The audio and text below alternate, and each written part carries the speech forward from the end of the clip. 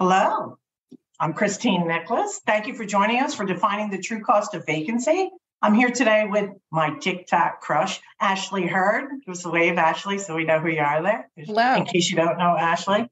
You must follow Ashley on TikTok, on LinkedIn. You can find her anywhere. If you want to take snippets and learn really important data within a minute to 30 seconds, you need to follow Ashley.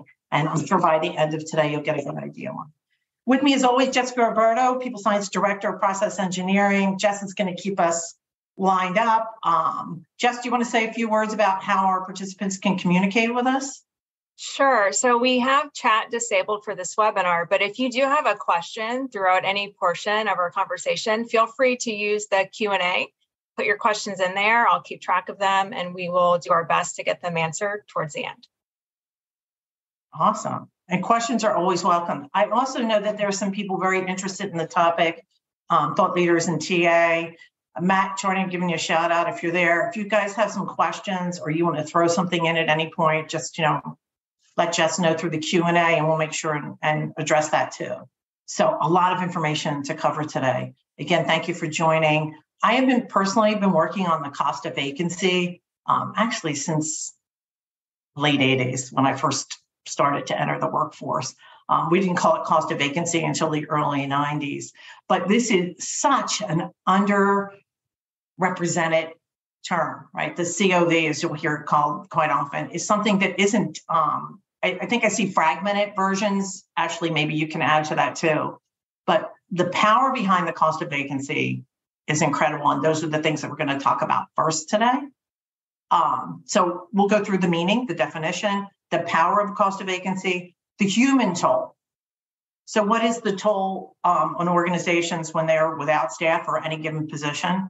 Who should be involved in determining the cost of vacancy? We'll give you a sample. We'll show you the sample calculator, and we will also make available to you a calculator that you can use on your own via our website that we'll be sending out to you after this week. We'll go over a short case study, although throughout the presentation today, I'll talk about different ways that we've seen this used. And then we'll talk about how important it is to use this data wisely, because there's a lot of power behind it. Anything to add before we move ahead, Ash? No, I'm excited. I think it's going to be comprehensive, and I always like a webinar that has some good takeaways. So I'm excited for what everyone will get. Right, and that's our goal. Our goal is to educate you on what this is and give you the tools that you need to start working on these things in your own organization.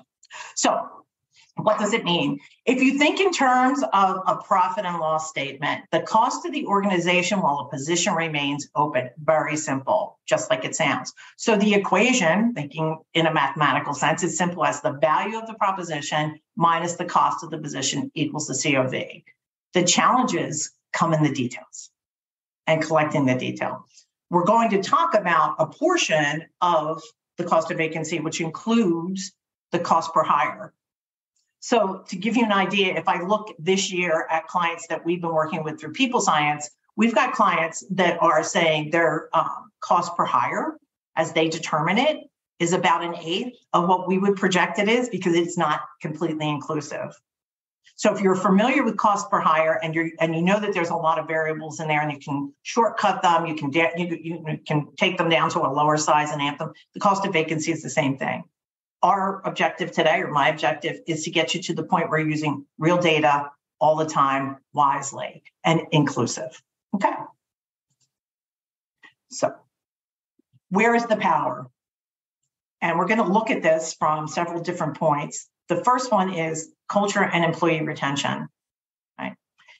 And I know that, Ashley, I know you have another slide here that we can jump to in the beginning, but I'm just going to go through some of the points here. So understanding the value of the employee equals better respect for their work.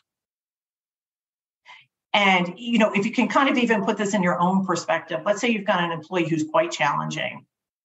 And we are now in the day and age where a challenging employee is somebody that we need to look at, okay, how can we help them, but how can we help ourselves, and how can we as managers and leaders become better at what we do, even though we might be frustrated with working with a new person or a new hire. So at that same time, this is a matter of, if you understand the value of the position, the way you look at the position changes. And when the way you look at the position changes, the way you look at the person in the position changes. So if you're looking for a catalyst to move your culture and your needle from that employer-employee balance, this is a really good tool to use that. Higher value creates more engagement from management to employee. So if I see the value of my employee is higher than I had anticipated, I'm naturally going to be more engaged and a different type of engagement. The employee's confidence increases, leading to more. So it's a circle, right? It's all connected. It's this continuum. I understand your value monetarily.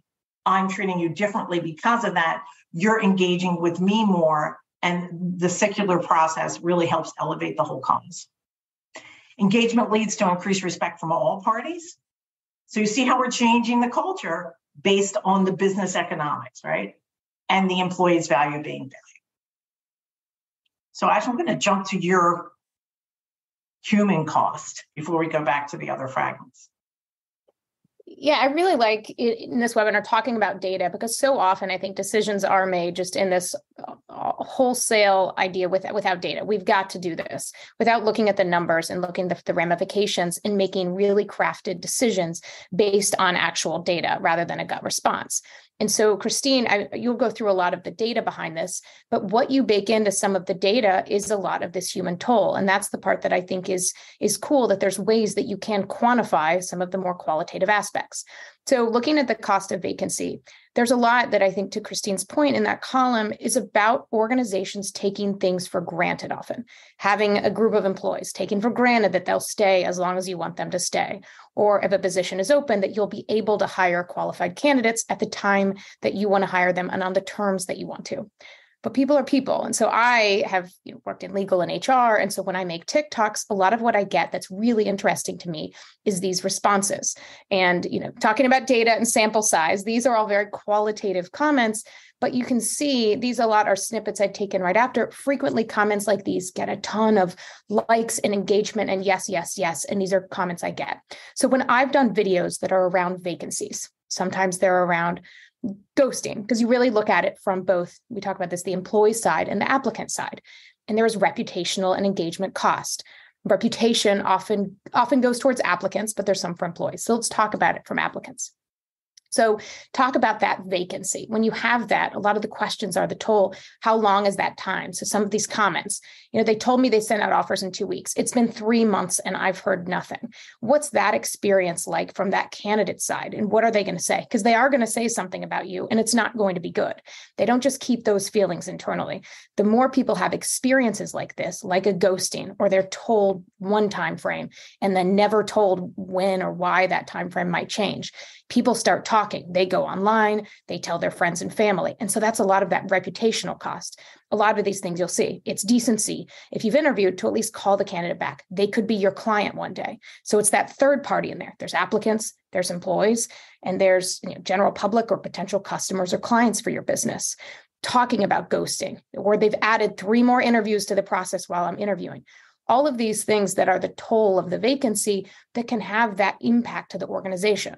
To the flip side, when I talk to people that will say, I had this interview, they let me know exactly what the time frame would be. They proactively communicated and everything was on schedule. That is the biggest green flag. On TikTok, sometimes people will say all the time, green flag, green flag. And what that means is that's a sign of a really good organization. And so just like on Glassdoor or any of those services, or look at a Yelps of the world, people rarely will go to put good comments out there. But now you are seeing in the talent and the application world that when people have a good experience interviewing, now more than ever, they're vocalizing that and talking about what a great place that is, what a great experience that is. And so there's real benefits. So there's costs and benefits from the applicant and the employee side as well. That engagement aspect. If you have a vacancy and you're not saying anything to employees, or you're assuming, again, taking for granted they'll take on that extra work, that's a cost to those employees that can cost them in productivity, engagement. All of a sudden, they feel like I've been taken for granted, so maybe this isn't the right organization for me. So this one vacancy can have these ripple effects on how applicants can look, employees, and ultimately customers and the public. So these are some of the qualitative responses you'll see of the impact of what you do in that vacancy and how you communicate it. So these are some of mine that I thought were helpful to look at that human toll. But Christine, I'll let you get back to some of the data as well. Yeah, and we are going to take a dive into the data soon, but to this point, and this is new, I think over the last couple of years, although we started it before, looking at what's the reputational cost. I love that term. But when you look, and it's easier to do for some positions than it is for others. I think Glassdoor has been helpful in that respect in some ways, right? Yeah. But especially where we are right now in HR, if you can start to quantify, especially in the B2C world, where your candidate is your customer, right? So if you can start to quantify how many customers might be at stake. So I'll give you a real life example. Let's say you're applying for a job at the Gap. Well, the people who apply for a job at the Gap work at the Gap.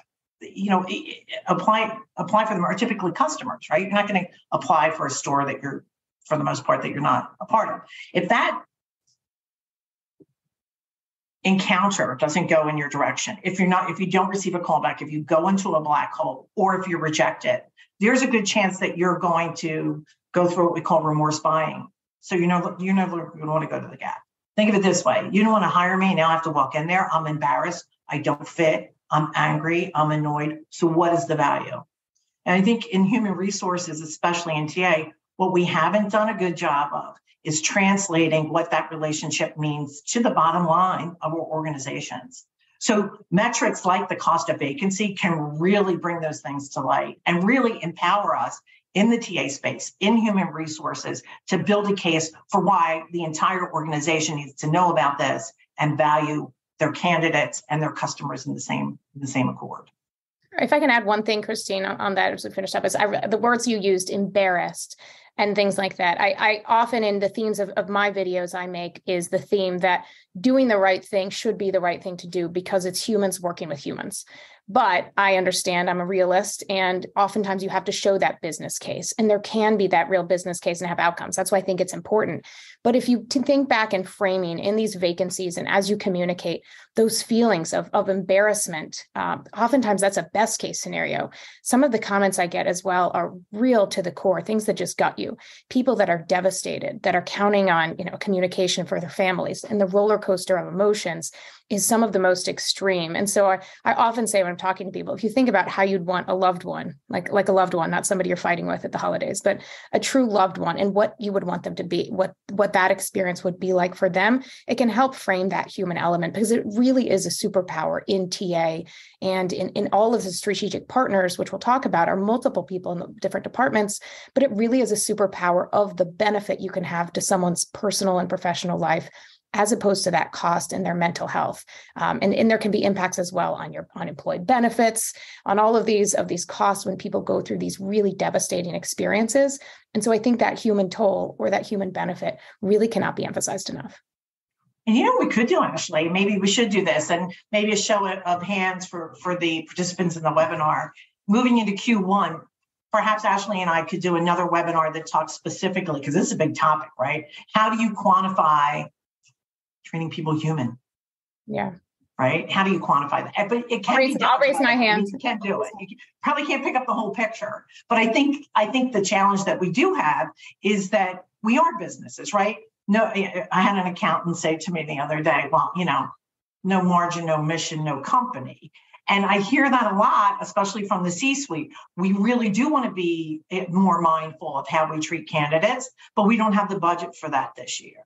Where are we going to find the extra resources? So always being able to make that financial business case. We are a capitalist society, right? So we've got to get really good at translating what that means. Now, I've got to tell you from a personal level, I would much rather just be nice to people because I want to be nice to them.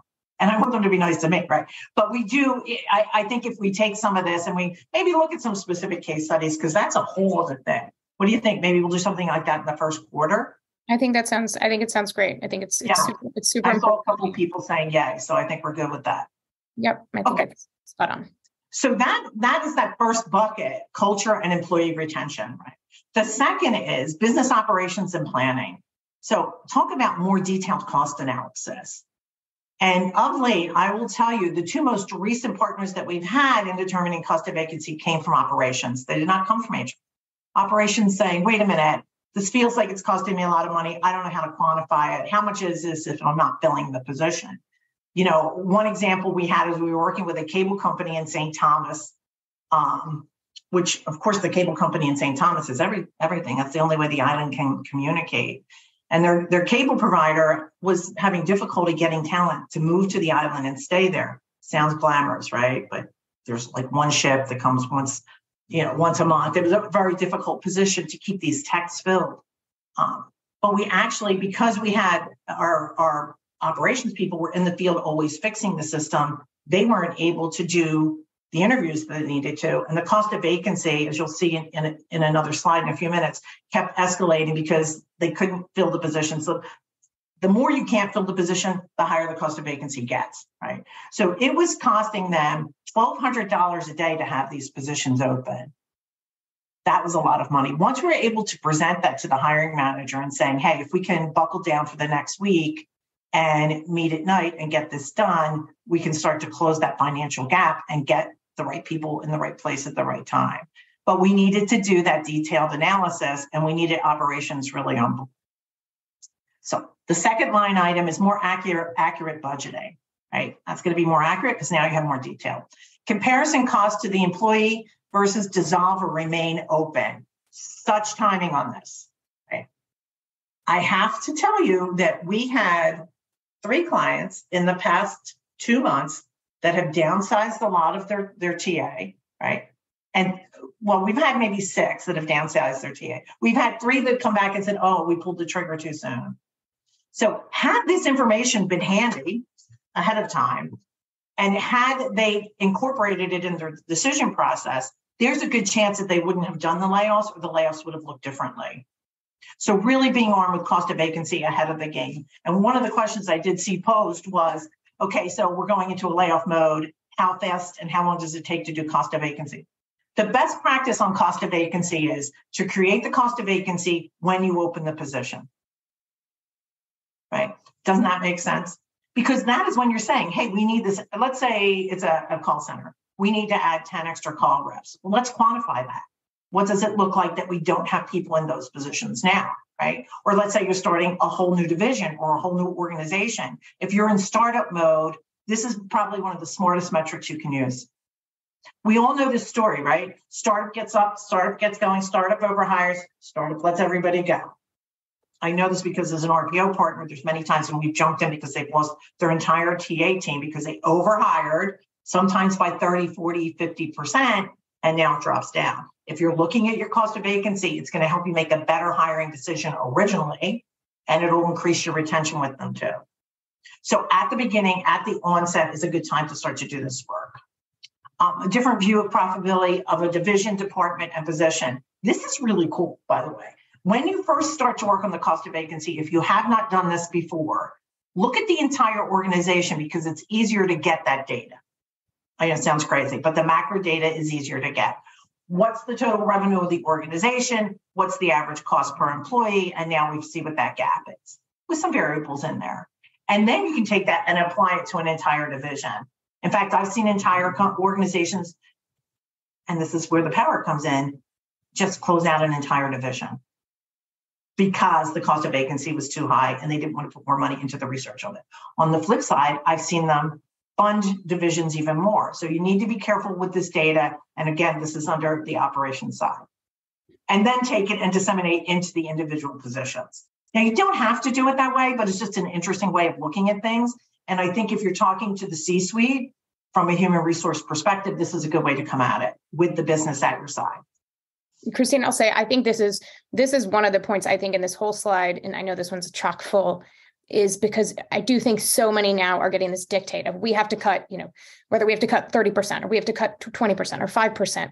And it's this wide swath. And it really, as you talk about division, department, and position, the cost of vacancy literally by each of these can vary tremendously. And so having this data going into this, I think is so important because as you say in the one above, what happens if you make too deep a cut and have to go back? Well, now you've realized you need more people in that position, which probably means the people that you kept are overworked. So they're probably talking to all of your competitors or whoever and looking to get out of there as soon as possible.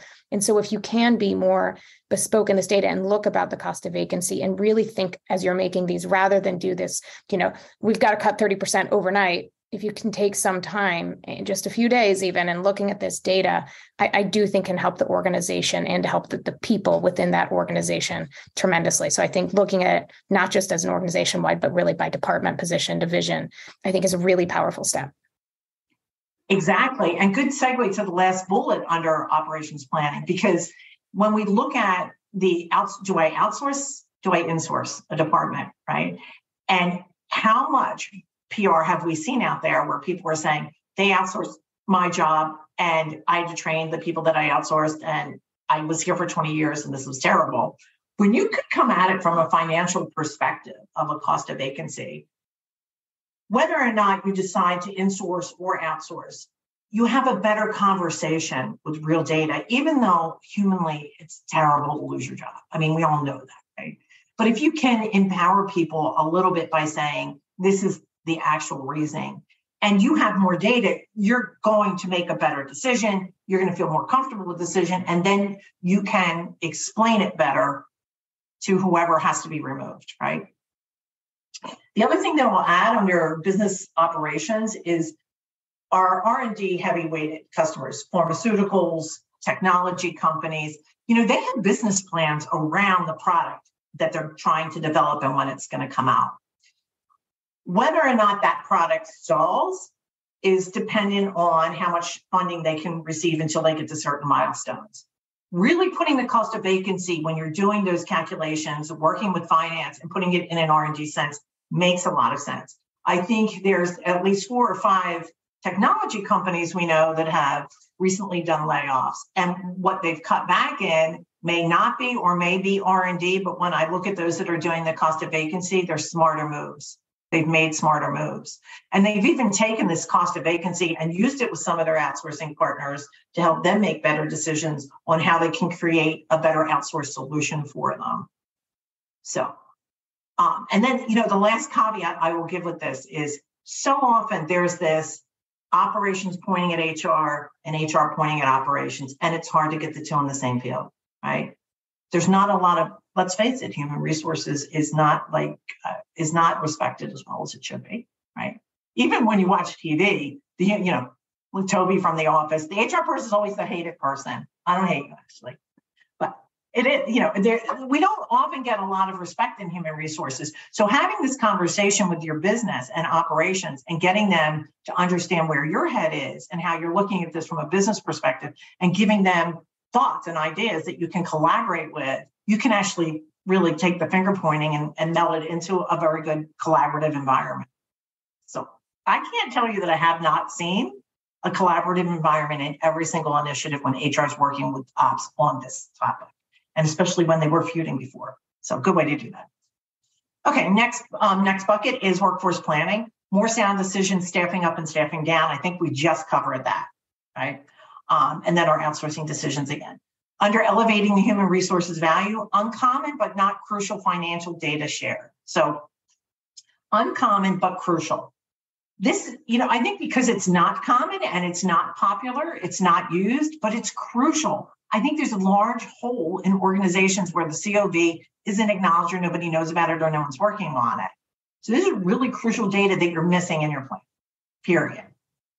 Rethinking the layoffs, building an inclusive culture, promoting transparency. Again, when you can talk figures, it does take it out of the personal.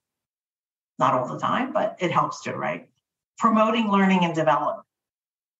If I know my cost of vacancy is going to be $200 a day, and I know that it's going to take me 50 days to make a hire, as an operations leader, I may say, let me see if I can upskill this person that I'm thinking of terming before I make a difference.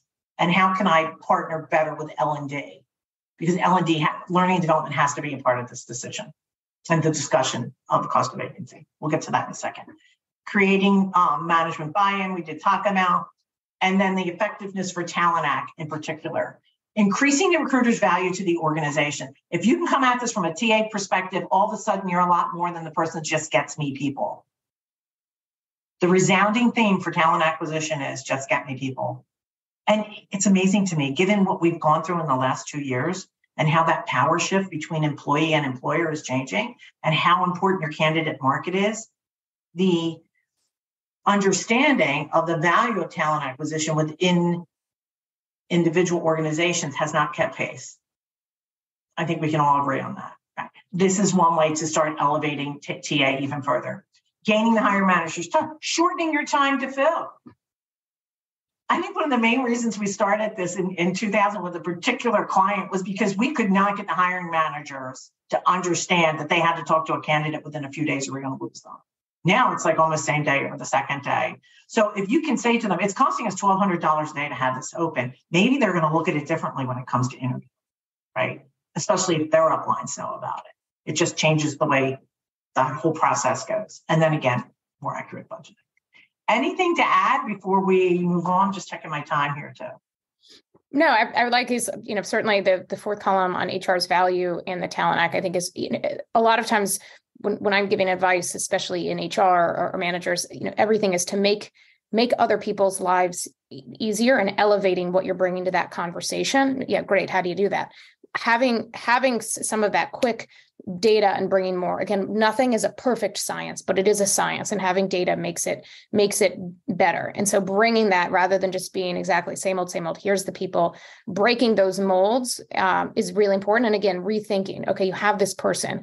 When you have existing employees, often you will hear layoffs. Okay, we have these open positions. And so when I've done posts or you see LinkedIn posts about layoffs, frequently you'll see the comments about these people being laid off have skills. They're there. What could they do? Are there open critical positions? And so shifting people around. Sometimes I feel like it's like, the applicants are like the shirt and new employees are the jeans. I don't know about you. For some reason, I swear I'll wear the jeans like 4 or 5 times before I wash them, which hopefully that doesn't make me sound, but you just take it for granted, like pants you take for granted, shirts you wash every time. And so giving more time and attention to the idea of we got to find an applicant to do this rather than looking at this beautiful pair of jeans that you could, fray a little bit and change up to have fit into that position. I do think being strategic in that aspect, but having some of that data behind it to talk about that vacancy, I think is really powerful. So I really like that as well. I love the jeans and the shirt analogy. It's awesome. Good. I'm glad. I'm glad I'm not the only one. And maybe it's like 2 to 3 times. Maybe I should walk myself down a little bit. We'll see. I'll have to keep a little planner.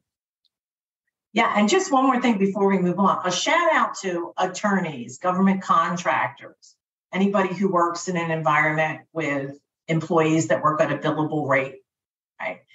A lot of times when they're benched, you start to look at them like, oh my gosh, this is a big expenditure. If you start to think in terms of cost of vacancy, you can make a better decision. Is that an expenditure? Maybe you send them to training on something else while you're waiting for something to come in to assign them to. Yeah.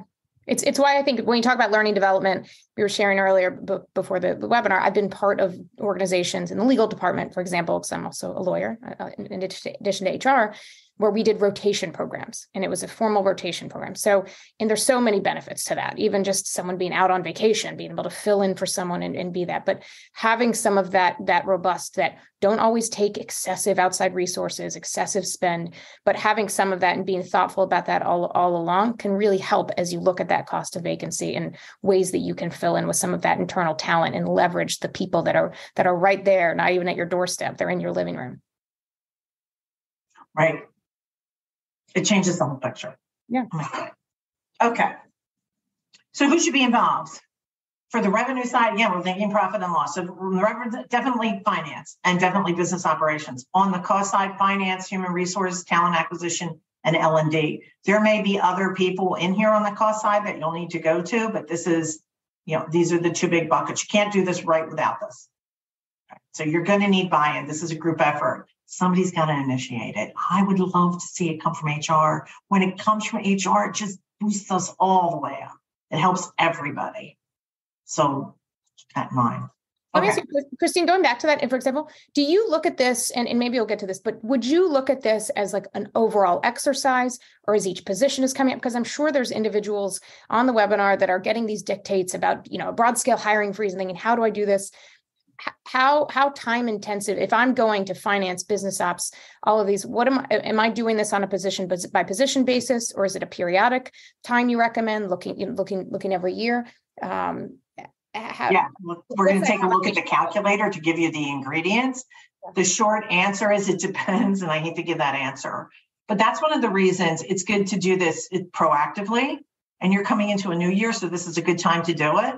Yeah. This is a practice. This is not something that you do once and it's done. I'm going to show you a couple of differences in the years as the time progresses for cost of vacancy and as different variables come into play. But it's a metric that we want to keep looking at. So once we establish it, once you get your calculator down and you understand what's going on, it makes it a lot easier. Okay. Back to the big point, you can do it from the company as a whole, right? And by the way, a lot of times decisions to downsize come from looking at the company as a whole.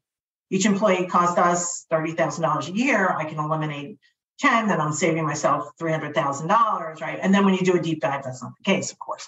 But that's just a generic. And then divisionally, and then by the individual positions. But if you really want to get started, if you're concerned now, just by having these conversations, you're going to bring into play and into the conversation those that are determining the layoffs, right? Operations, finance, they're going to be involved in this conversation.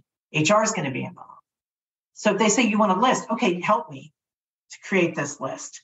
I really want to find out what the value of Harry is. So when we look at Harry's position, here's what I'm finding. And then I will tell you, finance will right away. They're almost always engaged. And I know there's some finance people in here. Thank you very much for being on board. They'll want to get involved because nobody wants to say, well, we made a decision with half of the financial information, right? We all want to make sure that that's inclusive. So as soon as you get other people involved, you'll start to see that you'll get more data quicker. Yeah. So you can kind of play that back to them. If they say, I don't care, well, then you need to look at who you're talking to. That's a red flag. That's what we call a red flag as opposed to the green flag. No, but I think this is a really and then a stopgap is a furlough. Right. Yeah. So instead of laying people off, if we're that tight for cash, especially our Series Bs or startups, if you're that tight for cash, go to furlough until you can figure out the cost of vacancy and go from there. Yeah, Jess, I know these are things that you've worked with too. Do you have anything to add to that? I was thinking back to the slide ahead. I think it's super important for TA to have this data and present cost of vacancy. But at the same point, I think it's really important for TA to make sure that their overall recruitment process is buttoned up. So is everything streamlined? What is your interview process? With that, are hiring managers and TA on the same page? Because in turn, as Ashley was mentioning before on some of those comments she was getting from TikTok, really having a better process in place is going to give you a better candidate experience, and it's going to reduce your time to hire, right? So in the end, that's going to reduce your cost of vacancy. So I think while TA is coming to the table with this info, also, at the same time, are having a streamlined process in place to make sure that everything's buttoned up is just as important. Right. And they'll start to pay better attention to you when you say we need a candidate experience. Right. I need money to streamline, or I need this tool, or I need this technology to get there. Exactly. Lots of power. Okay. This is what we're looking at right now is actually, this is a snapshot of the calculator. I put this here really as a placeholder. I'm going to switch over.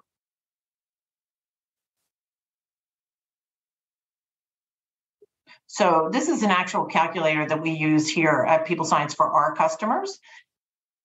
As an attendee, in the next few days, you'll be receiving a link that will give you access to the calculator on our website.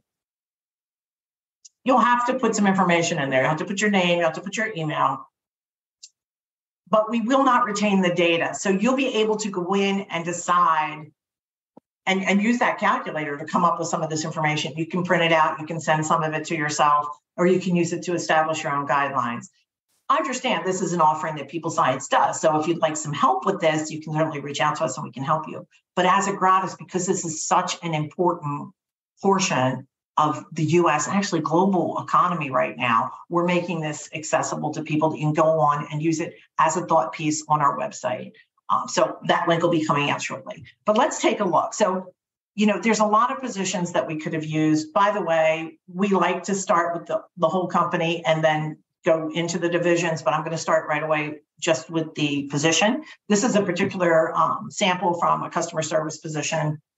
So this is the position's profit to the company, and we're going to look at it from year 1, year 2, and year 3. So we'll look at the monthly and the total, meaning the yearly total, and then monthly again, and here's our total over here. So these white sections they define what we're looking at.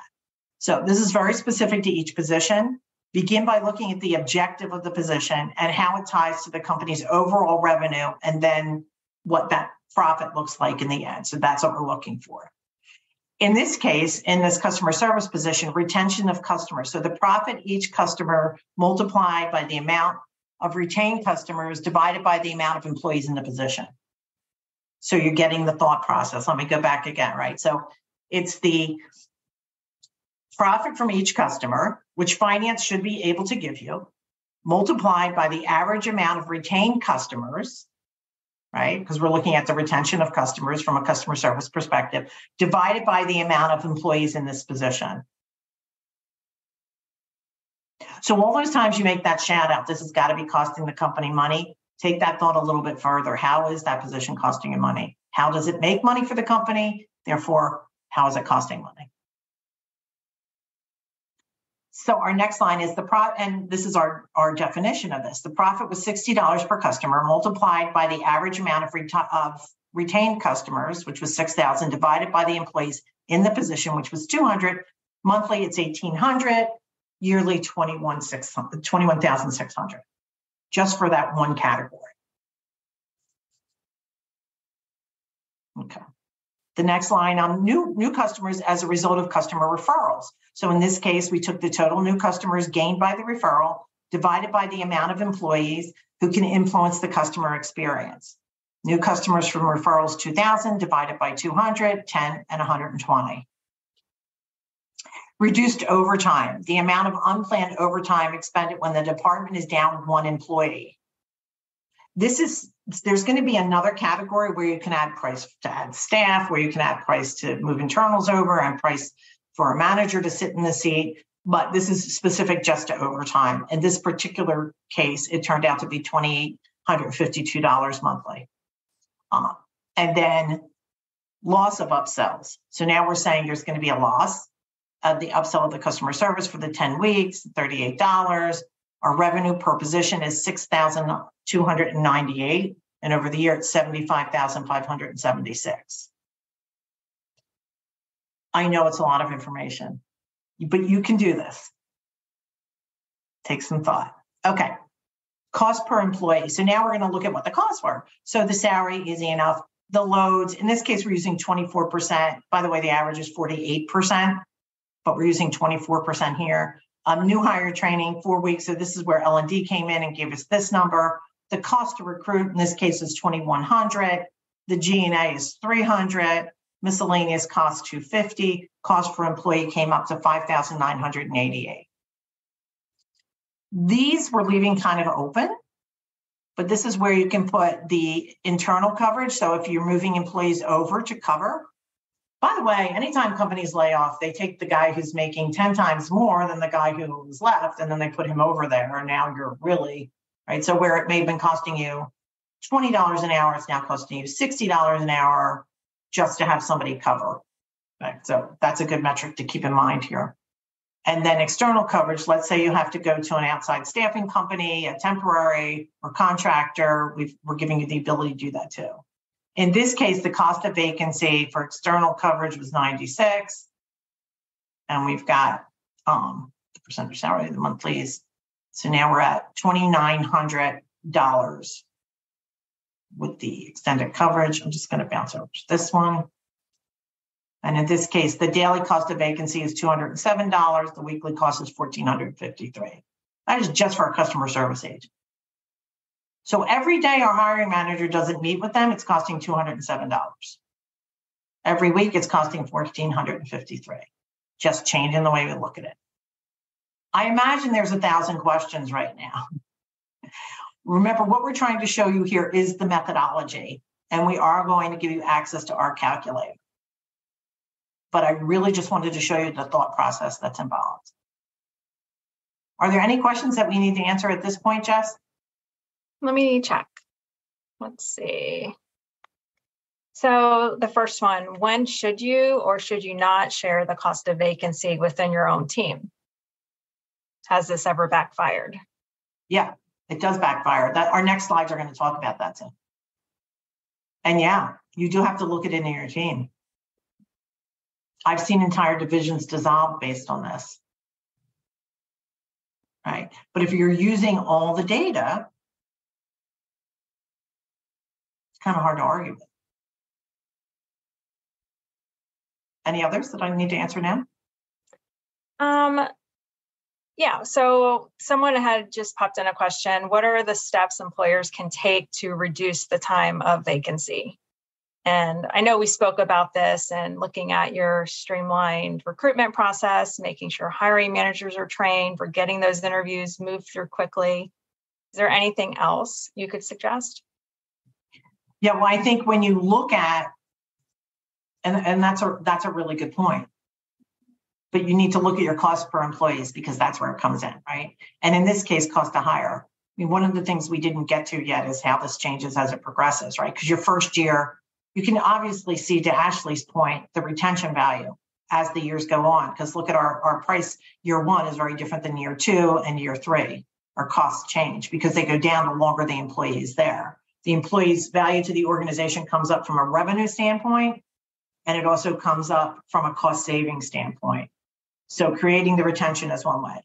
The other way to reduce cost is to look at each one of these and say, where can we cut back? How do we streamline? But you're bringing attention to that. So for example, if your cost to recruit is $2,100, and that's based on the fact that your jobs are open about 58 days, and TA can come back or HR can come back and say, this tool will knock that down by just 2 days. Just 2 days, you're reducing it already. This is a game of inches. You're not going to get one giant, big, fat win, right? If you do, then you're really got it. Well, I shouldn't say that. You could get it if you've never done this before and you uncover something really big. But when it comes to budgeting and looking for these holes, this is where you do it. And this is where you can prove your case for your new tool. Okay. Did that answer it? Yes. Well, Christine, I think you can definitely see, I can see this being super helpful to have some of those positions by positions. And while everyone, may have their personal opinion and biases on what the most critical positions to fill is, or reverse, which ones to free, which ones to do a hiring freeze, which ones not in those layoff decisions, having this data and going through it position by position adds a whole nother level of intelligence in thinking about what the cost or benefit to the business is going to be. Yeah, it's always amazing to me when we work with companies heavily focused on R&D, they will pay $100,000 a year more for a contractor or for an employee than they will for somebody who's already bringing value to the organization, right? The budgets are almost always higher. This is good. This helps balance that scale. And that's really what we need to close the employment gap, right? All these things we talk about, we need to be able to get better at hiring. That's what's wrong. And that must come from the organizations. The talent will come when we get really specific about what it is we're looking for, and we get better at hiring and training and focusing on what we're going to do. Right now, for the most part, talent acquisition is always the afterthought. And by the way, it's always the first to get cut when there's some type of a hiring freeze, or the company's, in some type of distress or projecting for a recession, right? These are, with using these tools, you can start to prove your own case. If you really want to get started, do it first in TA. Okay, I know it changed our outlook at our own organization. Go ahead. Just had one more question pop up. Looking at cost for interviewing, posting, etc., any tips on figuring out what that looks like? Example, our managers do a lot of recruiting, reviewing of applications, and HR helps with posting and interviewing. So how would you figure those costs out? The cost of the hiring manager and the amount of time that they're putting into it. Okay. Right. We were talking to an organization last week that was getting rid of all their recruiting, and their managers were going to do all their interviewing. 2 of the managers quit. They don't want to be TA, right? But even if they didn't quit, if you're paying your manager $200,000 a year and you're paying a recruiter $80,000 a year, and you are forcing the $200,000 guy because he has maybe 2 hours more than he used to have, right? Isn't that the thought going to layoffs? Well, Harry can handle it, or Sherry can handle it. this person can handle that, so we're going to move this to this without looking at what those numbers really mean. Did that help? I think that's spot on. Yeah. I think that's spot on is what you're, it's exactly going back to the point of taking, you can assume this person will cover this.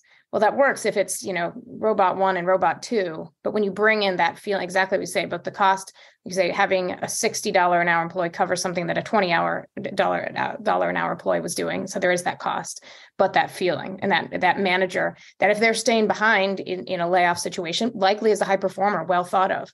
Well, that may be the straw that breaks the camel's back if she's all of a sudden or he's all of a sudden taking this on and adding that not as much value added or more expensive activity to a plate of someone that was performing well can have incredible costs to the organization. I think that's really important because that's what stuck out to me of the point saying now that the person has a lot of managers doing the resume review and I know what that's like. And there's some benefits to that if someone knows the position, but there's huge cost to it by instead of having dedicated TA staff that can talk and get a real sense of the position, sense of the skills, use data for that, and they take it off running and free up the hiring manager to do the actual work. And in interfering with that can have huge costs to the organization. I totally agree, Christine. Yeah, and I think it gets tempting, right? Because you do need the hiring manager's input.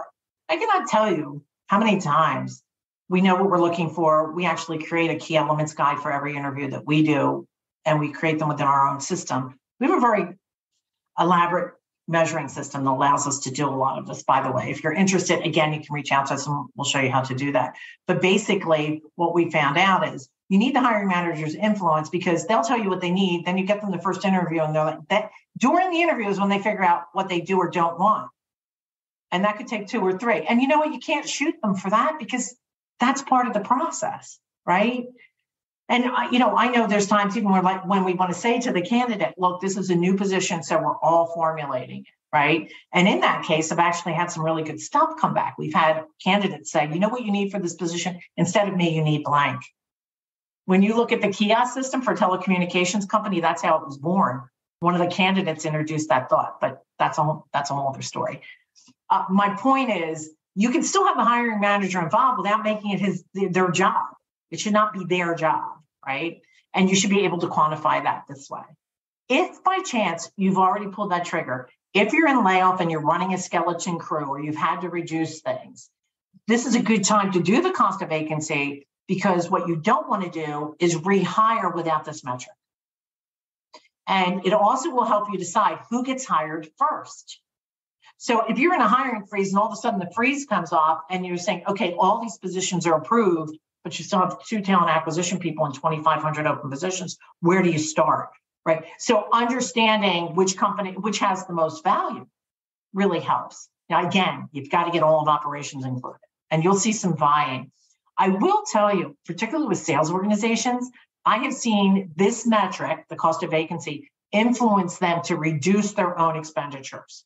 So where their travel costs were blank, they've reduced them because they're competitive against their other operational leaders, right? And so if that division's cost is lower than mine, then I can do something here to bring my own value of my own employee up. It's a very interesting, I'm telling you, a very powerful metric. What else? So someone just commented, this looks exciting, would love to get this implemented, but seems like a lot of work to get it going for an entire organization. Is there resources for consulting work or assistance with this? That's what we do. So yes. Is there a lot of consult with it? I don't know anybody else who does this work. I know some people talk about it, but frankly, I couldn't even find anything under COV 2 years ago when I Googled it. So yeah, we can help you do this. And you do need help. If the organization is large, if you've got thousands and thousands of employees, you have to look at it differently, right? But it really is based on how many positions you have. So as long as we have the plugins, this is work that we can do for you. Just reach out in the contacts and we'll get a hold of it. Okay. Anything else? Those were all we had for now. If anyone has anything else, please put it in the Q&A. All the questions are anonymous and we're happy to get those answered for you. Okay. Coming back to our deck.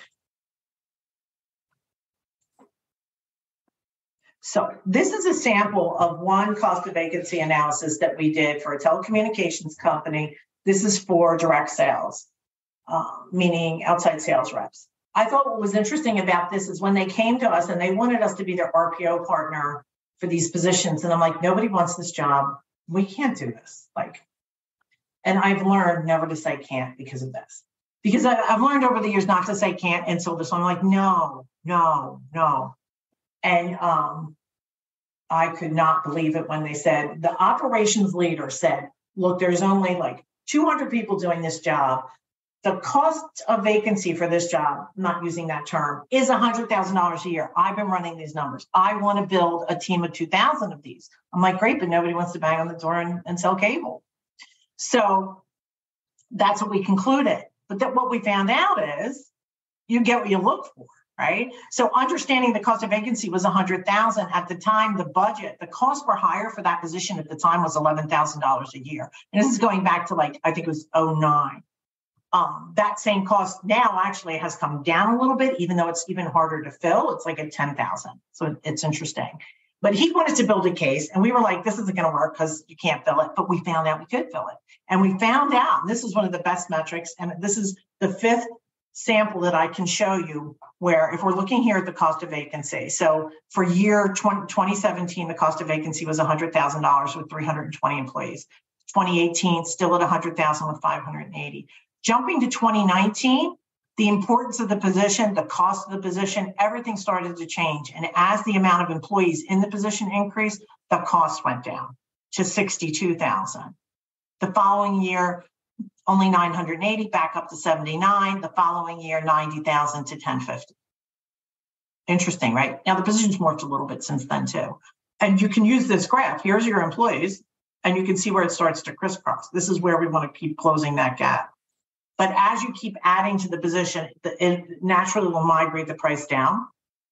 And the longer people are in the position, the cost to employ them will go down. Pretty interesting, right? Nobody wanted to, we didn't want to recruit for these positions. Nobody wanted to recruit for these. But when we saw the value and we were able to get budget, it changed everything. Okay. So this is how you can use this wisely in talent acquisition. Combating the interview reluctance, we talked about that. I think I told you we actually had somebody on a moped riding around catching up with these people in the Virgin Islands for this. To reduce what I call interview reluctance. You know how there's call reluctance, there's interview reluctance. Hiring manager looks at his schedule and says, oh, they want me to do an interview. I'll make that Thursday after next. It won't be tomorrow. This will help reduce that time. Determining what positions to take precedence. We talked about that. Explaining your strategy to the business, strengthening your relationship with finance, and strengthening your collaboration with your business partners. So many ways. There was a question in there. Did I get to that, Jess? Did I say I was going to answer it? Yes, you did. Okay. Anything to add, Ash? Yeah, I think talking about these is so important because as you talk about in talent acquisition and HR, which are different, but having the respect of the organization and building that, being able to strengthen those relationships. I mean, everybody in these positions wants to strengthen your relationships. And so having these tools, and again, as Christine's saying, having access to the tool, I think is great. Like you can play around with it, getting help for it, I think likely makes sense. But playing around with it and having that data and changes the conversations entirely rather than, you can look, there's a whole recruiting TikTok, you can go down a rabbit hole on anything on TikTok, but recruiting where recruiters often talk about this of the hiring manager that you say, the reluctance of this is super urgent. Everything in the position description is urgent. And then they go to make the calls and they go, okay, we'll schedule them a couple weeks out. I'm kind of busy. And so being able to quantify that and not just be frustrated and go on TikTok and make a video, but immediately say, okay, well, we have these candidates. This is really tough to hire. This is the cost of vacancy. We can reduce that and increase the likelihood of them, being interested in joining because we're sending the signals that this is a real need. And so these are the quantifiable costs if we push it out 2 weeks. And so having that creates, again, the word gravitas, I don't really care for in the corporate environment, but for those that it is important to, or that feeling of being credible, having this data can completely change those conversations and strengthen those relationships. And it's a huge arrow in the quiver. So true. All righty. So what did we talk about so far? These are the takeaways that we think of the cost of vacancy as a profit and loss statement. The cost of vacancy can accomplish cultural goals as well as financial goals. I don't know any other tool that can do that. So as we're moving more towards paying better attention to our cultures and wanting to be more inclusive and more human work, right? This is the only tool that I know of that can help us almost immediately get there. Collaborating with multiple departments brings the best and most accurate outcomes. The components of the cost of vacancy can be very specific, and they do require in-depth consideration. That's why operations should be a part, finance should be a part. Anybody in the department, I think, that is able to look at it from a leadership perspective, meaning they can look at it from 1,000-foot view and say, this is what this position does for the organization. I've quite often been surprised at the individuals in the organization who can do that. And they're not always who you think. But if people in your group know that you're working on this, then you can kind of spot check who they are. Look in your division and say, who thinks in terms of these components, and pick them to be on the team, right? The COV can change and should be monitored and adjusted. Adjusting it is a lot easier than creating it, right? But you really need the tool to be accurate coming into any changes. So let's say you have reduced staff and now you're ready to hire, you need to look at that again, right? And now you've already made the hire, so now you've gone back up, you need to look at cost of vacancy again. If you're looking to open a division or starting a new research group or whatever the case is, you want to make sure that you're looking at the cost of vacancy as it is today. It does change. So when you first do it, I always say, put it in play, run it, let's reevaluate in 6 months, and then the next 6 months. And then yearly, you just go in and take a look. Anytime there's new leadership in a division or a department, good way to get on the same, with that first conversation that you have with whoever you're supporting, I think in terms of cost of vacancy, let me explain to you what that is. And then together you start to work on it. Incorporate it into your daily language, make it part of what you do. It packs a big impact, and I think that's the question that people had. It is worth the work? It is worth the work, and it's scary, right? Do it on your own position. That's it's tough because you're like, what if I'm not worth it to the organization? If that's the case, make sure you go deeper. Make sure you look at what the real value is. And value sometimes is going to be played out in years, and then that revenue can be put into the top line as a projection, right? So you can't get there from here. Let's say that you want to create a widget factory in Wichita, just making stuff up, right? The cost of vacancy is going to be one thing today, and it's going to look a lot different when there's more revenues to substantiate it, but you're never going to get to the widget factory unless you start with this big cost of vacancy. So keep that in mind as you're looking. But it isn't something that you just share easily. It's something that you want to take a look at from a business perspective. That's one of the reasons that we really like the fact that I saw that a lot of our attendees are at higher level in human resources, because this is not something that you want to start with a junior person. I think talent acquisition leaders, this is a great tool for you to take to your CHRO if you haven't already, or they're not a part of the conversation. But I do love the fact that this can come from TA. Cool. Any other comments or questions? I think we have 1 minute. Christina, I think some benefit to this I can see is using this, really in depth and thinking about other things like performance. If I hire a strong performer, and people think about what tenure do I need? Okay, maybe not tenure, but let's skill set. Do I need someone that's more junior and it's going to need training, or do I need someone that's ready to come in and make deals? And what impact would that be? Because you could certainly, as you look at the profit portion of that or the revenue aspects of it, you can play around with that calculator, I assume. And as you think about investments in training and managers, what are those, if you play around with some of the cost perspectives, if I add more things in the cost, what can that look like as far as retention? And so I think there's a lot of data that can come out of this once you really master it. Well, I think you touched on something that we didn't touch on that is important. I know that this has been used, cost of vacancy has been used to determine whether or not pay increases should take place. Right. Right? And I think we saw a lot of inflated salaries for positions. And now, right, especially in the tech sector, where we're seeing that come back down now. And they're saying, okay, well, maybe it wasn't a $300,000 position. It's a $100,000 position because now we found out that we're underwater. So, so many things, so many influencing ways to look at your business, build your relationships. I just don't know of a better tool. Cool. Ashley, thank you so much for coming on. Thank you for inviting me. I appreciate it. It's been wonderful to learn, and I will definitely be looking at this myself. Yeah, let's do this again in the first quarter. And we'll talk more about that human connection for not just the cost of vacancy, but putting the whole how do you use metrics and good business analytics to build your case. I love that. Great. Jess, anything else? No, those were all the questions we covered today, but I know we will be sending a follow-up email to all of our attendees today. And of course, feel free to respond to that email if you think of anything else that comes up. We're always happy to help. Great. I hope you keep watching. I know we're watching you, so we'll see you again soon. Thank you so much. Thank you all. Bye. Bye.